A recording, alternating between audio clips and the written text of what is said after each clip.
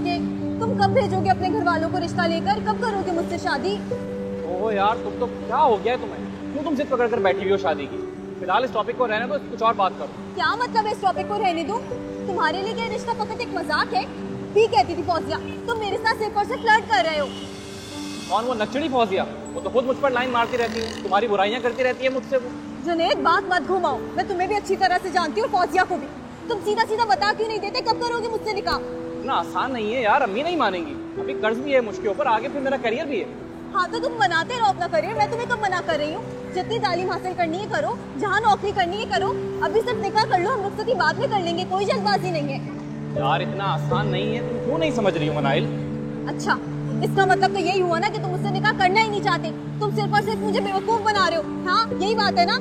लेकिन तुम क्या समझते हो मैं तुम्हें इतनी आसानी से छोड़ दूंगी? मैं मोहब्बत करती हूँ तुमसे, मैं इसी तरह इतनी आसानी से तुम्हें छोड़ूंगी नहीं। मैं, मेरे हाथ में फोन है, मैं अपने सारे घर वालों को और मैं अपनी सारी दोस्तों को वॉइस मैसेज भेजूंगी कि मैं तुम्हारी वजह से अपनी जान दे रही हूँ, क्योंकि तुमने मुझे धोखा दिया है।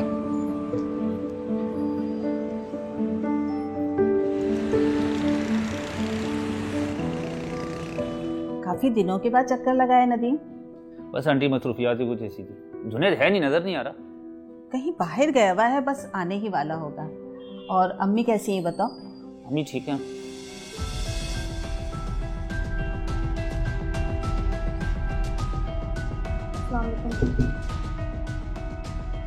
अस्सलाम वालेकुम। ये कौन है? अम्मी ये आपकी बहू है, मैंने निकाह कर लिया। शर्म, ये क्या गजब कर दिया तूने? अरे तू भूल गया कि सिद्रा से मैंने तेरा रिश्ता तय किया था। क्या जवाब दूंगी अब मैं उस यतीम बच्ची को कि मेरी अपनी ही औलाद ने मेरी पीठ पर छुरा घोंप दिया? तुझे धोखा दिया है तूने मुझे। ये छुछुंदर की शक्ल की मिली तुझे? तेरे लिए लड़कियों की क्या कमी थी? आंटी बस करे, बहुत हो गया। जुनैद मेरी मोहब्बत है, कोई मजबूरी नहीं है। मैं किसी की मोहताज नहीं हूँ। जुनैद, अगर तुम्हारी अम्मी को ये रिश्ता कबूल नहीं है तो चलो मेरी अम्मी के घर पर, हम वहां रह लेंगे। तुम चुप कर जाओ यार, तुम तो सब्र से काम लो। अम्मी देखें, मैं आपको एतमाद में लेना चाहता था, लेकिन देखें हालात ही कुछ ऐसे हो गए थे, तो मैं क्या कर सकता था? क्यों भाई, तेरी ऐसी क्या मजबूरी थी जो ये अजाब तूने अपने लिए पाल लिया? कल तक तो तू उस लड़की को सरदर्द कहता था ना, और आज इस सरदर्द को तूने अपने गले का फंदा बना लिया है। अच्छा, यानी तुम्हारी वालदा के साथ साथ ये लफंगा भी अब मेरी बेइज्जती करेगा? तुम ही इसके बारे में मुझे बताते थे ना कि ये तो हर दूसरी लड़की के पीछे पड़ जाता है, और आज ये हम पर इल्जाम तराशियां कर रहा है। ओ लौंडिया, जबान संभाल के बात कर। ये मेरे बेटे जैसा है, मान ना मान मैं तेरा मेहमान। तू क्यों हमारे घर में चली आई? भाग के निकाह कर लिया? शर्म नहीं आई तुझे भगोड़ी? क्या जवाब दूंगी मैं खानदान वालों को, बता? अम्मी देखें, किसी को कुछ भी कहने की जरूरत नहीं है, मेरी बात समझने की कोशिश करें। मनाहिल मेरी पसंद है, मेरी।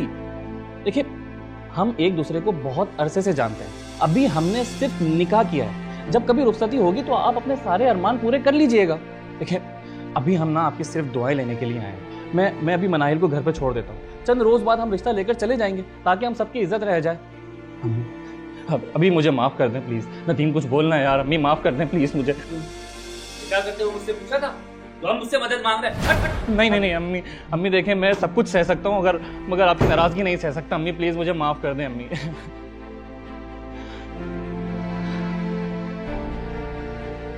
अच्छा, अगर तुमने अब अपनी वालदा को मना लिया है तो मेरे घर पर भी चल लो, मेरी अम्मी को भी मना लो।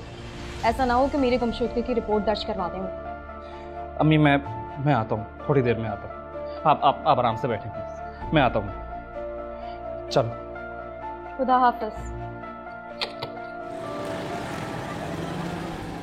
क्या तुमने निकाह कर लिया? तेरी हिम्मत कैसे हुई? अम्मी मैं इसको छोड़ूंगा नहीं। पिस्टल कहाँ है मेरी?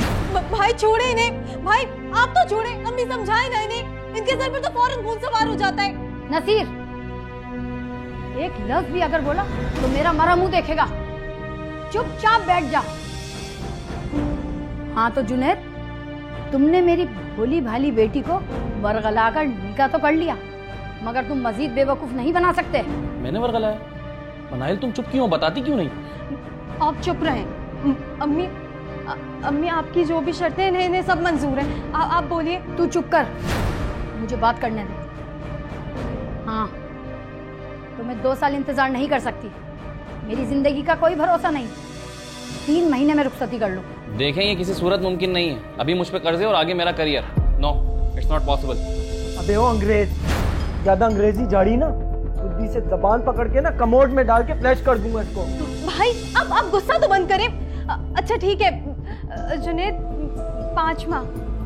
अम्मी 5 माह ठीक है, मगर मेरी एक शर्त है, तुम इसे अलग घर में रखोगे। ये तुम्हारे घर वालों की खिदमत नहीं करेगी। मेरी बेटी कोई मुलाजमा नहीं। अलग घर? क्या कह रही हैं आप? इसी घर की किस्त अभी तक पूरी नहीं हुई। नया घर कहाँ से लेकर आऊंगा? और फिर मेरे घर में है ही कौन? मैं और मेरी माँ। क्या ये अपनी सास की खिदमत नहीं करेगा? क्या आपकी बहू आपकी खिदमत नहीं करेगी? देखो, बात में मुझे क्यों बीच में ले आता है? आवाज नीचे करके बात कर, ये शरीफों का मोहल्ला है, तेरा घर नहीं है ये। फिलहाल इस शर्त को रहने देते हैं, लेकिन 5 महीने, सिर्फ 5 महीने, इससे ज्यादा इंतजार नहीं करूंगी मैं।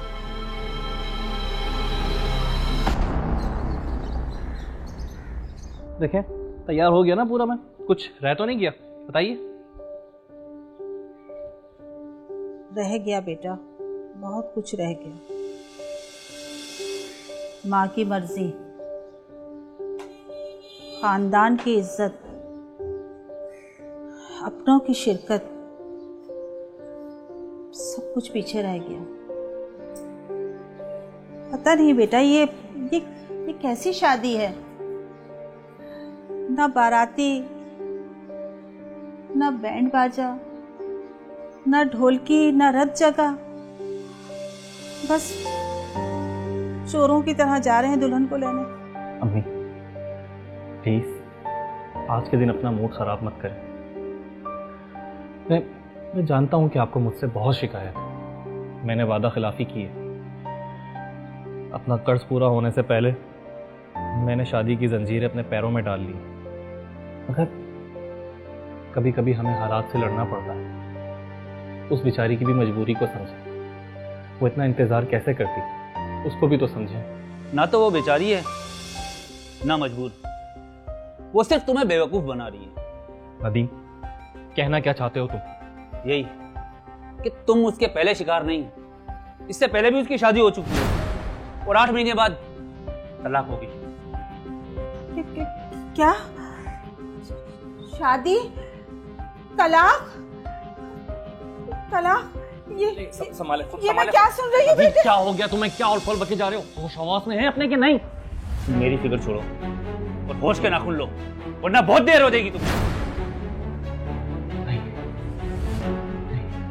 ऐसा नहीं हो सकता, ऐसा नहीं हो सकता। लेकिन अगर ये सच हुआ तो मुझे उसे कॉल करनी होगी। मैं उसे फोन करूंगा। हेलो, बारात लेकर पहुंच गए हो? मनाहिल, देखो, इससे पहले कि हम अपने मुस्तकबिल के दरवाजे पर दस्तक दें, मुझे तुमसे कुछ पूछना है। और मुझे पता चला है कि तुम्हारी इससे पहले भी शादी हो चुकी है और तुम सरधानी टाउन में रहती हो। तुम्हारा एक पहले शौहर भी है। तो मुझे तुमसे जानना है, क्या ये सच है? मुझे बताओ, क्या ये सच है? जुनेद झूठ बोल रहे हैं सब लोग। अरे मुझ पर इल्जाम लगाया जा रहा है।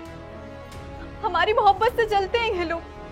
देखो, तुम्हें जिसने भी ये कहानी सुनाई है उससे बोलो, अगर उनके पास कोई सबूत है तो आए मेरे घर पर और मुझे अपने हाथों से जान से मार दें। अच्छा देखो, तुम रो मत प्लीज। तुम रो मत, अपने आप को संभालो। जुनेद, अगर आज के बाद तुमने मेरी मोहब्बत और पाक दामनी पे कोई सवाल उठाया तो मैं अपने आप को जान से मार दूंगी। सुन लिया तुमने, मैं मर जाऊंगी। नहीं, देखो ऐसा मत करना प्लीज। मेरी बात सुनो। मैं आता हूँ, ठीक? क्या वो जुनेद, क्या सोचा, क्या करेगा? मैं वही करूंगा जिससे तू मुझे रोकना चाहता है। मैं उसे लेने जा रहा हूँ। बीवी है वो मेरी। और जहां तक सवाल रहा हमारे ताल्लुक का, आज के बाद वो खत्म। आई समझ में? पछताएगा जुनेद, तू पछताएगा। अरे फ्रॉड है, औरत फ्रॉड है। बंद कर अपनी ये बकवास। दफा हो जाए यहां से, इसी वक्त दफा हो जाए यहां से। तेरी शक्ल नहीं देखना चाहता मैं आज के बाद। मैं तो जा रहा हूं, तुझे पता चल जाएगा।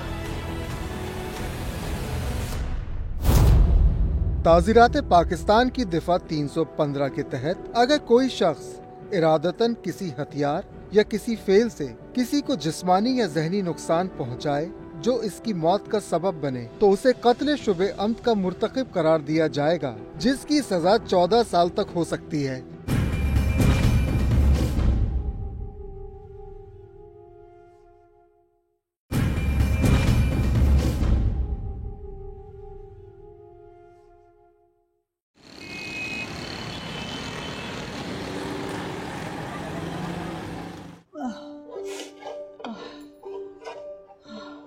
अस्सलाम वालेकुम। अम्मी, अम्मी क्या हुआ? तबीयत कैसी है आपकी? ठीक हो? नहीं लग तो नहीं रहा मुझे। इधर आए, क्या हुआ? अरे संभाले खुद को। कुछ नहीं बेटा, ठीक हो? आज तुम बहुत जल्दी आ गए। हाँ, मैंने सोचा था कि आज जल्दी आकर आपको और मनाहिल को सरप्राइज दे दूंगा, मगर ये आप किचन में कर क्या रही हैं? देखिए, मैंने आपको कहा था ना कि अब आपकी बहू आ गई है, अब आपको काम करने की कोई जरूरत नहीं है, तो फिर ये सब क्या है? अरे बेटा, मैं किचन में नहीं आऊंगी तो फिर हांडी कौन पकाएगा? तुम्हारे जाने के बाद तो तुम्हारी बीवी अपने कमरे में जाके पड़ जाती है, या तो अलमारी खोल के खड़ी हो जाती है, कपड़े निकाल रही है, रख रही है, चीजें फेंक रही है, पता नहीं क्या कुछ अंदर खिचड़ी पकती रहती है। उससे इतना नहीं होता कि वो कमरे से बाहर निकल कर आए, मुझे देखे कि ये क्या कर रही हैं, क्या पका रही हैं, हाथ बटा दे मुझे। नहीं भाई नहीं।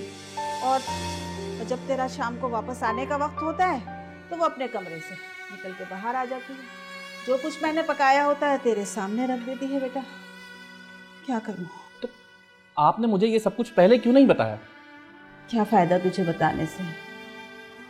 तेरी आंखों में तो पहले ही उसकी मोहब्बत की पट्टी बंधी हुई है। अब मैं उसकी फुहड़पन की कहानी, कामचोरी की कहानी, ये सब बातें मैं तुझे सुनाऊंगी तो तुझे तो अपनी माँ से नफरत हो जाएगी। तू तो मुझे गलत समझेगा ना कि शायद मैं तेरा दिल बुरा करवा रही हूँ तुम्हारी बीवी से। तो अब आप कौन सी खामोश हैं? अभी आपने अपने अंदर का सारा जहर उंडेल कर जुनैद के अंदर डाल दिया है, और अब तो आपके दिल को ठंडक पड़ी गई होगी ना। मुझे इतना कोसा है, मुझे इतने ताने जो दिए हैं आपने, इतनी बुराइयां की है मेरी। मनाहिल, किस तरीके से बात कर रही हो तुम इनसे? माँ है मेरी। तो मैं क्या करूं अगर तुम्हारी माँ है? तुम्हारी माँ है तो इनको चाहिए कि अपनी बहू की बुराइयां ना करें, लेकिन इनका तो काम ही यही है। इन्होंने तो मुझे पहले दिन से कबूल ही नहीं किया इस घर में। ना मेरा कोई इनको काम पसंद आता है, 100 ताने देती हैं मुझे दिन में। हर काम पे मुझे बोलती है तुम फूहड़ हो, तुम्हें कोई काम करना नहीं आता। हालांकि कल जो इन्होंने दाल पकाई थी उसमें छुपकली के साथ भगार कर दिया था इन्होंने। वो दाल मैंने फेंकी है, दोबारा दाल पकाई, लेकिन ये सारी बातें मैं तुम तक आने नहीं देती। नहीं नहीं बेटा, मैं और दाल में छुपकली भगारूंगी? इतना बड़ा इल्जाम लगा रही हो तुम मनाहिल। अल्लाह तुम्हें पूछेगा, तुम्हें झूठ बोलते हुए शर्म नहीं आ रही? और तू तो जानता है ना कि मैं तो छुपकली का बच्चा भी घर में नहीं आने देती। सारे टूटे हुए अंडों के छिलके में जगह जगह रखती फिरती हूँ कि कोई छुपकली उसका बच्चा ना आए। अरे मैं तो खुद उससे डरती हूँ। बेटा तू तो बचपन से मेरे हाथ का खाना खा रहा है, तुझे कभी ऐसी कोई शिकायत हुई है? नहीं, ऐसा नहीं। हाँ हाँ, अगर आप इसकी माँ है तो माँ बनकर रहे ना, डायन बनने की जरूरत नहीं है। और डायन भी ना 7 घर छोड़ के वार करती है, लेकिन आप तो अपने बेटे को ही वरगला के उसका घर तोड़ना चाहती हैं। मनाहिल, बस अब अगर एक लफ्ज भी और कहा ना तो क्या कर लोगे? हाथ उठाओगे मुझ पे, मारोगे मुझे, या इस चूल्हे से मुझे आग लगा दोगे, जान से मार दोगे? यही कर सकते हो तुम। हाँ, आप तो यही चाहती है ना कि मैं मर जाऊं, मेरा घर टूट जाए, मैं इस घर से चली जाऊं बस किसी भी तरह, ताकि आप अपने बेटे की अपनी मर्जी से शादी करवा सके। अगर मैं ऐसा चाह रही होती ना तो पहले दिन से तुम्हारे साथ में ऐसा रवैया रखती कि तुम 1 मिनट इस घर में नहीं रह सकती थी। जितना तुमने मेरा दिल दुखाया है ना, अल्लाह तुम्हें पूछेगा। बेटा ये सब कुछ झूठ बोल रही है, इल्जाम लगा रही है। बेटा मैं तो खुद कोशिश करती हूँ कि इसे कोई शिकायत ना हो मुझसे, और इतने बड़े बड़े इल्जाम। अच्छा बस करें अब, आप अंदर जाओ इसी वक्त अपने कमरे। हाँ, तो मुझे भी यहाँ खड़े होने का कोई शौक नहीं है। आप भी चलें प्लीज, तबीयत खराब हो जाएगी। चलें कमरे में। बेटा ये इल्जाम मैं जानता हूँ, आप कमरे में चलें।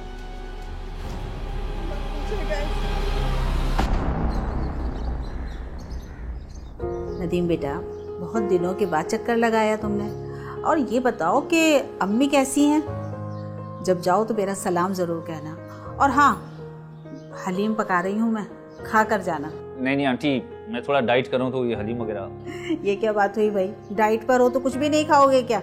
हैं? हमेशा तुमने मेरे हाथ का पका हुआ हलीम इतने शौक से खाया है और आज तुम मना कर रहे हो? नहीं भाई, हलीम खाए बगैर तो मैं तुम्हें नहीं जाने दूंगी। बस थोड़ी सी खा लूंगा ले यहाँ पे। चलो ठीक है, थोड़ी सी। अस्सलाम वालेकुम। अस्सलाम। हाँ भाई जुनैद, कैसा है? तो नाराज है अभी तक? अच्छा ये बता, भाभी नजर नहीं आ रही, कहीं गई हुई है क्या? मैके गई है, अम्मी की तबीयत खराब है उसकी। यार तू मुझसे तो बहाने ना बना, मुझे सब पता है। तू जैसे ही सुबह ऑफिस के लिए निकलता है, भाभी घर से निकल जाती है और पूरा पूरा हफ्ता अपने मैके में रहती है। तुझसे मतलब? ये मेरा ज़ाती मामला है। तुझे घर में आने दिया, इसका ये मतलब नहीं है कि मैंने तुझे माफ़ कर दिया। हलीम खा और चलता बन यहाँ से। देख यार जुनैद, मैं तुझसे लड़ने नहीं आया, मैं तो बस तुझे हकाइक बताना चाहता हूँ। कैसे हक़ाइक़? ये देख, इसको जानता है? हाँ ये तो प्लम्बर है, कल आया था घर पर, मनाहिल ने बुलाया था, वो उस ऐप से जो आजकल नहीं आई है। मुझे तो दिखा कौन है। ये देख यार। आय हाय, अरे मनूस तो कल आया था, नल सही करने के लिए बुलाया था इसे, ये तो उल्टे नल सारे खराब करके चला गया। एक कौड़ी का भी काम नहीं आता इसको तो। अच्छा, तो तुम्हारे घर के तो सारे काम मैं करवाता था, प्लम्बरी का हो, इलेक्ट्रिशियन का हो या कोई भी, तो फिर ये अचानक से कि नया प्लम्बर बुलाने की जरूरत क्यों पेश आ गई? दफ्तर में था, कांटेक्ट नहीं लग रहा था, इमरजेंसी में बुला लिया होगा उसने। उससे झूठ बोलना बंद कर। ये कोई प्लम्बर नहीं है, इसका नाम जब्बार है और ये पेंट फैक्ट्री में काम करता है। सुनना चाहता है कौन है ये? तेरी बीवी का पहला शोहर है ये। देख नदीम, तू मेरा दोस्त है ना, इसलिए मैं तुझे छोड़ रहा हूँ। मुझे मनाहिल पर पूरा भरोसा है, वो बीवी है मेरी। क्या बोल रहा है तू? तुम्हारे लहजे की शिकस्तगी इस बात की गवाही दे रही है कि मैं सच बोल रहा हूँ। सबूत चाहिए ना तुझे, तो चल सुरजानी मेरे साथ। अरे वहीं रहता ही है जब्बार, मोहल्ले में मनाहिल की तस्वीर दिखाएंगे तो सारा सच सामने आ जाएगा। है तुझमें हिम्मत, तो है तुझमें हिम्मत सच का सामना करने की?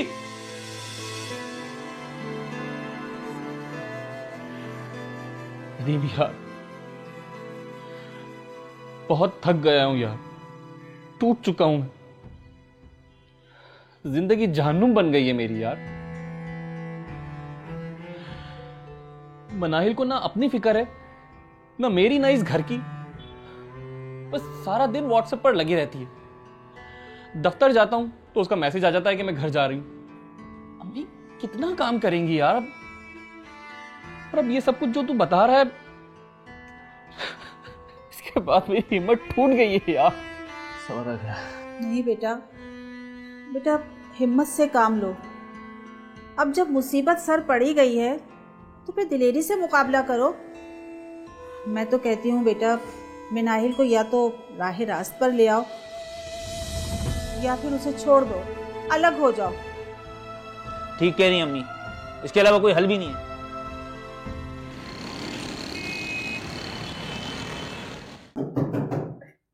आपी, मुझे बुला रहे हो, अंदर से खुद नहीं खोल सकते हो? हाँ भाई आ रही हूँ। कौन है आप? क्यों, क्या हुआ? मुझे देखकर होश क्यों उड़ गया तुम्हारा? तू यहाँ क्या कर रहा है? अबे बोलता है फराडिया, नहीं तो मैं तेरा मुंह तोड़ दूं। अरे क्या हो गया आपको? छोड़े इसे, कि दोस्त है मेरा, शकील नाम है इसका। शकील नहीं है, ये जब्बार है, मनाहिल का पहला शौहर। सच बोलो, मैं बताऊं तुम्हें?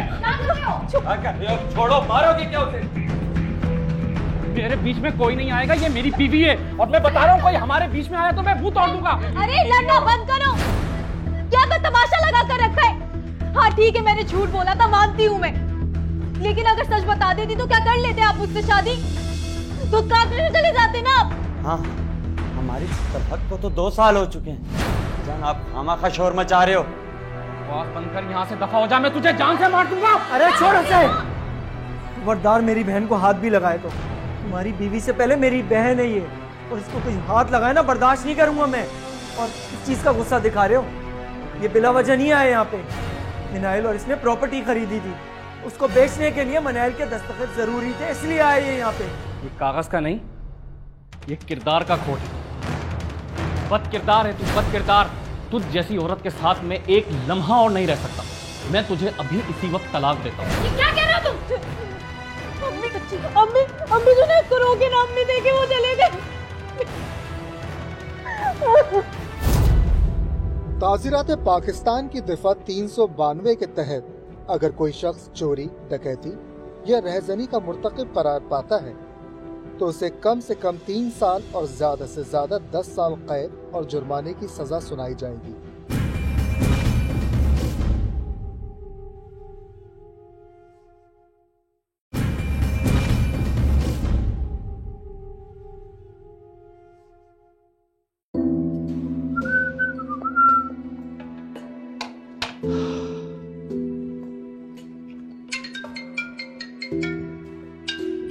तो बॉस का फोन है।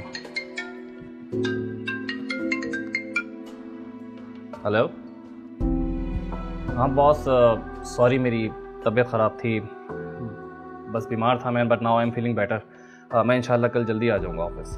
मिस्टर जुनैद, मैंने आपकी खैरियत के लिए नहीं, ये वार्निंग देने के लिए फोन किया कि अपनी पर्सनल और प्रोफेशनल लाइफ को अलग अलग रखें। सॉरी सर, मैं कुछ समझा नहीं।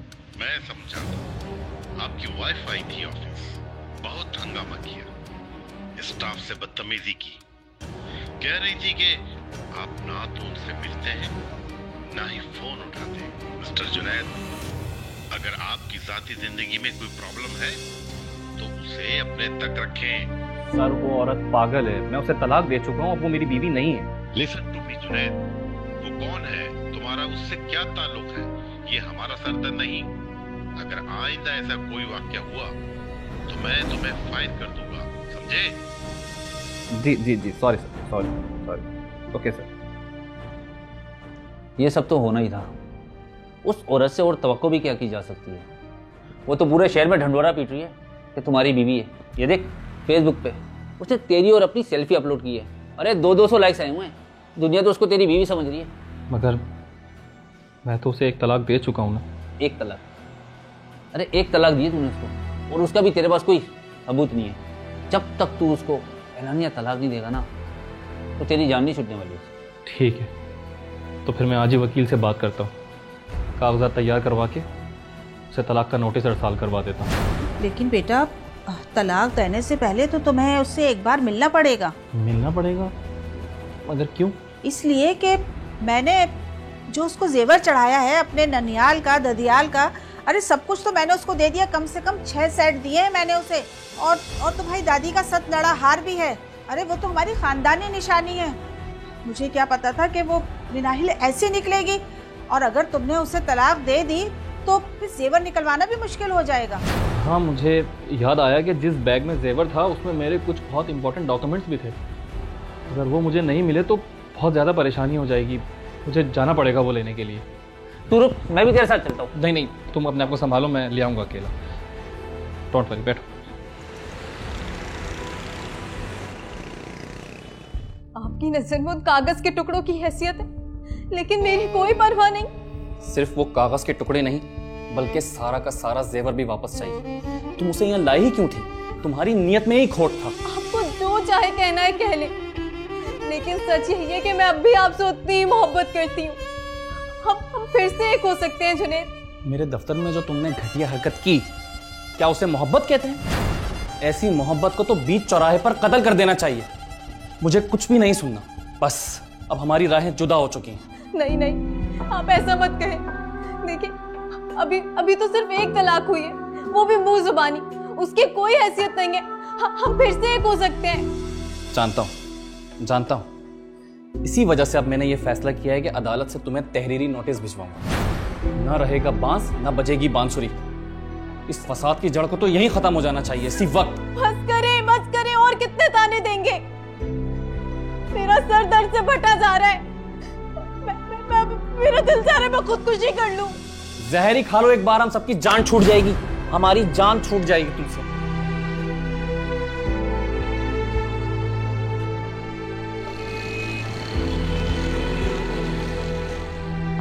अच्छा हुआ आप लोग आ गए।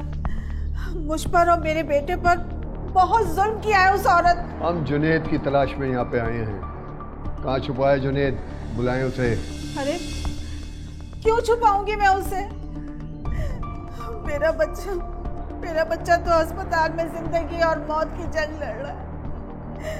इलाज हो रहा है उसका। हर मुलजम ही गिरफ्तारी के डर से बीमार हो जाता है। ये बताएं कि वो कौन से हॉस्पिटल में है? मेरा बच्चा सिविल अस्पताल में है। अभी तो मैंने आपको बताया कि जिंदगी और मौत की जंग लड़ रहा है वो। और मुलजिम, मैं समझी नहीं। आप लोगों को तो नदीम ने भेजा होगा ना? मैंने ही उसे कहा था कि थाने में रिपोर्ट दर्ज करवा दो। नदीम? कौन नदीम? सर मुझे लगता है कि ये नदीम भी इस जुर्म में बराबर में शरीक है। हम नदीम के कहने पे यहाँ नहीं आए। जुनेद की बीवी मनाइल ने उसके खिलाफ मुकदमा दर्ज करवाया है। उस पर तशद्दुद और चोरी का इल्ज़ाम है।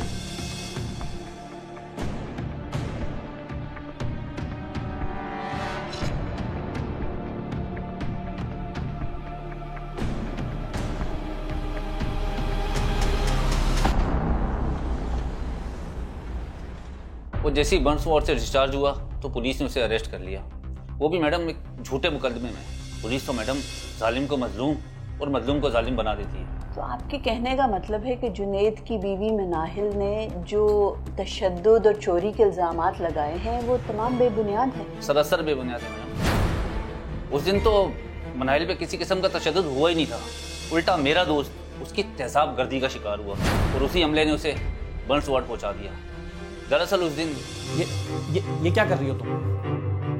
अभी पता चल जाएगा। कर क्या रही हो तुम? मुझे कुछ बताओगी?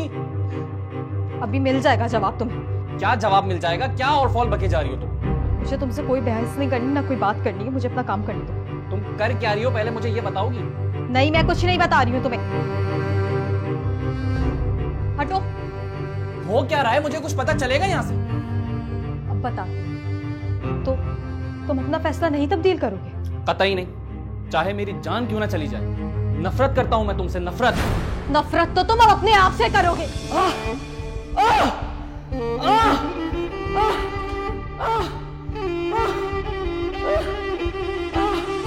मैडम जुनेद को डर था कि मनाहिल उसे मजीद नुकसान ना पहुंचा दे। वो जैसे तैसे वहां से निकला, बाहर एक शख्स ने उसको ऑटो में बिठा दिया। वो घर आया तो उसकी हालत बहुत ज्यादा खराब थी, तो हम लोग उसे हॉस्पिटल ले गए। हॉस्पिटल तो आप लोग ले गए, लेकिन आप लोगों ने पुलिस में FIR नहीं कटवाई? मैडम उस वक्त हम लोग अपने सेंसेस में नहीं थे। मैं उसके डिस्चार्ज होने का वेट कर रहा था। इसी दौरान वो औरत अपनी चाल चल गई। मैडम मेरा दोस्त बेगुनाह है, उसे बचा लें। और उसकी माँ का रो रो के बहुत बुरा हाल है। ये रिपोर्ट में देख रही थी, इसमें वैसे पुलिस ने ये तो तस्लीम किया है कि जुनेद के कंधे, गर्दन और हाथों पर तेजाब से जलने के निशानात हैं। लेकिन इसके बावजूद पुलिस का ये मौक़िफ़ है कि जुनेद ने अपने आप को बचाने के लिए सिर्फ ड्रामा रचाया। मैडम ड्रामे में जुनेद नहीं बल्कि मनाहिल है। जब से उसकी शादी हुई है मेरा दोस्त ये अजियतें सह रहा है उसके साथ।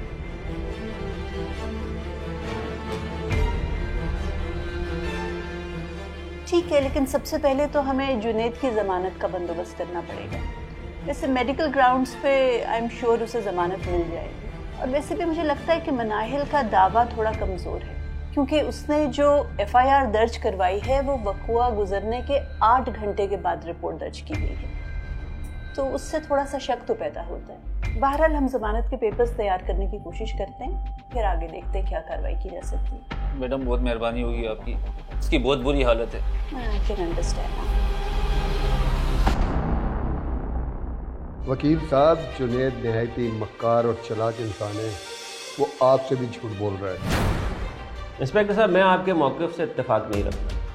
अगर जेवर वाकई चोरी हुए थे तो वो अब तक बरामद क्यों नहीं हुए? वो भी बरामद हो जाते, 1-2 दिन में वो इतराफ़ जुर्म कर लेता। लेकिन आप आ गए उसकी ज़मानत करवाने। आपको अंदाज़ा है कि उसने अपनी बीवी पे कैसा वहशियाना तशद्दुद किया है? मुझे एक बात बताएं कि जब मनाहिल अपनी रिपोर्ट दर्ज करवाने आई थी तब उसके चेहरे पर और जिस्म पर जख्मों के निशानात मौजूद थे?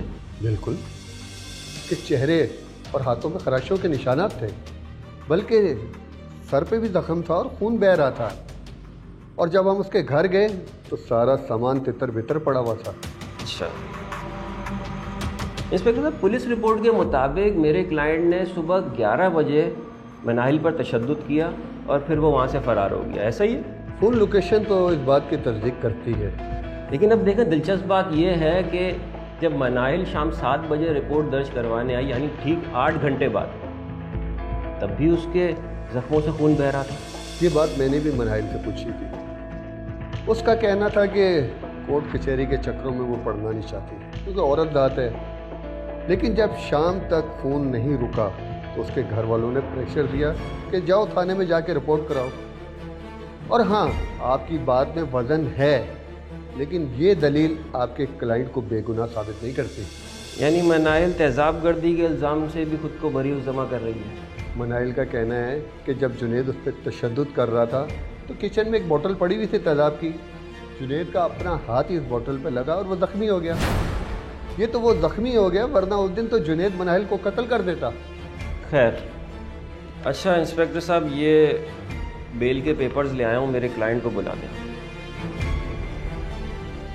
तारिक, मुल्जिम को लेके आओ।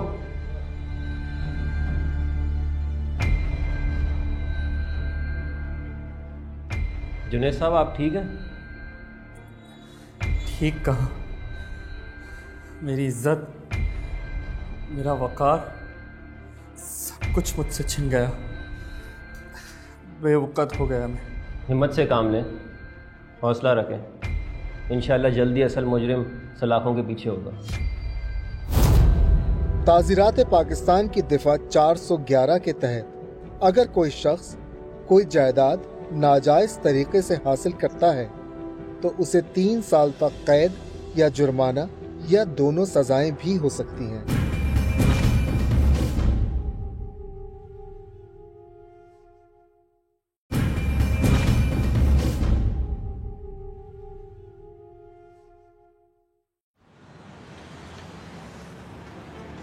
जुनेद की जमानत होना तो खुशाइंद है, लेकिन मनाहिल को मुल्ज़िमा साबित करने के लिए अभी तक हमारे पास कोई ठोस शवाहिद नहीं है। ना कोई हमारे पास गवाह है जो इस बात को साबित कर सके कि मनाहिल ने वाकई जुनेद पर तेजाब फेंका था। बदकिस्मती से मैडम अभी तक ऐसा कोई गवाह सामने नहीं है। अच्छा, नदीम के बयान के मुताबिक तो जुनेद की मनाहिल के मोहल्ले में से किसी ने मदद भी की थी जब उस पर तेजाब गिरा हुआ था। उस मोहल्ले के इंसान का नहीं हमें पता चल सकता कि वो कौन था। मैडम, मैंने उस शख्स को तलाश करने की कोशिश की लेकिन नाकाम रहा। दरअसल मोहल्ले में मुकीम एक फैमिली है, वो 2 रोज़ पहले यूके शिफ्ट हो गई है। गालिबन इम्कान है कि वो शख्स उसी ख़ानदान का फ़र्द हो, लेकिन अब तक हम उस तक रसाई हासिल नहीं कर सके। अच्छा, वो जो रिक्शा ड्राइवर था जिस रिक्शे में जुनेद सवार होकर अपने घर वापस आया था, उस रिक्शा ड्राइवर ने तो देखा होगा ना कि जुनेद किस अजियत में था, किस हालत में था। उस रिक्शा ड्राइवर को ढूंढो। मैडम, बदकिस्मती से उस रिक्शा ड्राइवर का नाम भी नहीं पता लग सका और ना नंबर प्लेट वाजे हुई है। पुलिस के पास जो CCTV फुटेज है उसमें भी ये तो पता लग रहा है कि जुनेद रिक्शे में बैठा है, लेकिन नंबर प्लेट वाजे नहीं है। लेकिन वो रिक्शे वाला तो जुनेद के घर के बाहर इंतजार नहीं करता रहा, उसी रिक्शे में तो डालकर लेकर गए थे उसे हॉस्पिटल।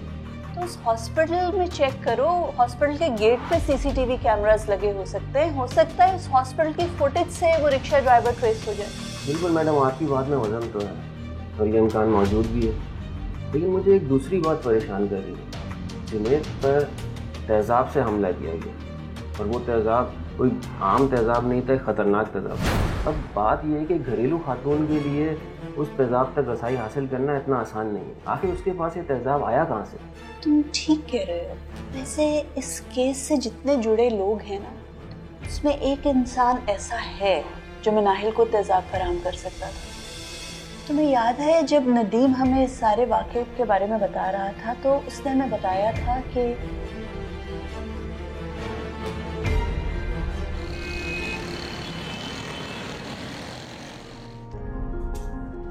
अरे कमबख्त, तुझे कितनी बार समझाया इस घर से जरा दूर रहा कर। तेरी और नाइल की तलाक हो चुकी है। क्या बात बात पे गर्म हो जाती है। मैं तो नसीर से मिलने आया था, वैसे कहाँ है वो? अच्छा, तुझे इतने बरसों में यही नहीं पता चला कि नसीर 6 बजे तक दफ्तर में होता है। तू ऐसा नहीं मानेगा, जूती। अरे अम्मी बस करे, मैंने बुलाया जब्बार को, मुझे इसकी मदद की जरूरत है। ऐसी कौन सी मुसीबत आन पड़ी कि तुझे कमजोर इंसान की जरूरत पड़ गई? अम्मी, क्या आपको अंदाजा नहीं है मैं किस कदर मुश्किल में हूँ अभी? वो जुनेद सारा का सारा जेवर लेकर चला गया मुझ पर तशद्दुद करके, ऊपर से झूठा इल्जाम लगाया उसने तेजाब के हमले का मुझ पर। एक बड़ी वकील के जरिए जमानत भी करवा ली उसने अपनी, लेकिन नहीं, ना आपको मेरी फिक्र है ना भाई को मेरी फिक्र है। मैं किससे मदद मांगू? तूने पहले कभी किसी की सुनी है जो अब सुनेगी?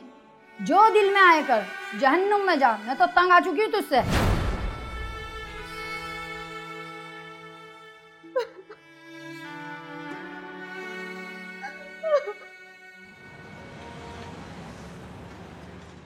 बिल्कुल यही वो शख्स है जिसने मनाहिल को तेजाब दिया था। अब जिस पेंट कंपनी में ये आदमी काम करता है, उस पेंट कंपनी के मुख्तलिफ प्रोडक्ट्स में तेजाब डलता है। तो तेजाब का हुसूल तो इस आदमी के लिए बहुत आसान था। और वैसे भी अगर मनाहिल के फ़ोन रिकॉर्ड्स चेक करो तो उसका इस आदमी के साथ वकूए वाले रोज़ बहुत मरतबा राब्ता हुआ है फ़ोन पर। एग्जैक्टली मैडम, और ये शख्स क्रिमिनल रिकॉर्ड का भी हामिल है, जेल भी काट चुका है। बिल्कुल, अब इन शवाहिद से तो मुल्जिम का चेहरा अया होने लगा है। वैसे उस रिक्शा ड्राइवर को तुमने ट्रेस कर लिया? तुम बता रहे थे कि रिक्शे का नंबर एक सीसीटीवी फुटेज में नजर आ रहा है।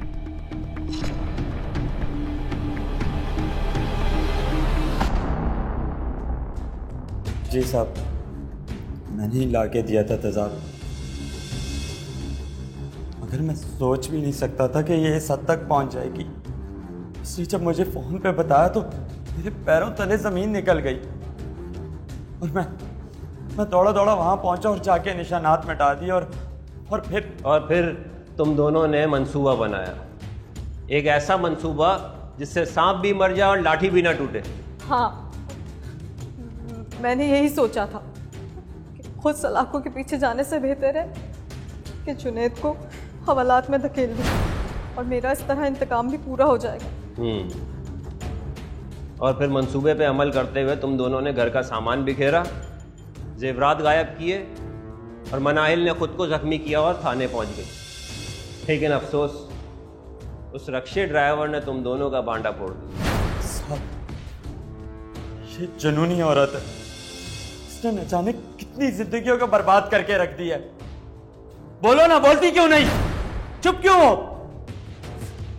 हाँ, ये सब मैंने ही किया है, मैंने ही फेंका था तेजाब, मेरी खता है ये सब। उसने ऐसा क्या जुर्म किया था कि तुमने उसको ऐसी भयानक सजा दी? इंस्पेक्टर साहब, इन दोनों को सुबह अदालत में पेश करें। मुझसे गलती हो गई, मुझे माफ कर दें। तारिक, दोनों को करो लॉकअप और सुबह चालान बना के अदालत में पेश करो।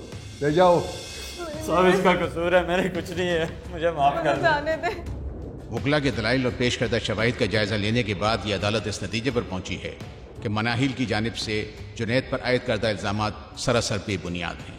लिहाजा ये अदालत जुनैद को इस केस से बाइज्जत बरी करते हुए पुलिस को हुक्म देती है कि मनाहिल और उसके साबिक शौहर जब्बार के खिलाफ तेजाबगर्दी, पुलिस को गुमराह करने और झूठे इल्जामात आयद करने की दिफात के तहत चालान तैयार करे और आइंदा समात पे अदालत में पेश करे।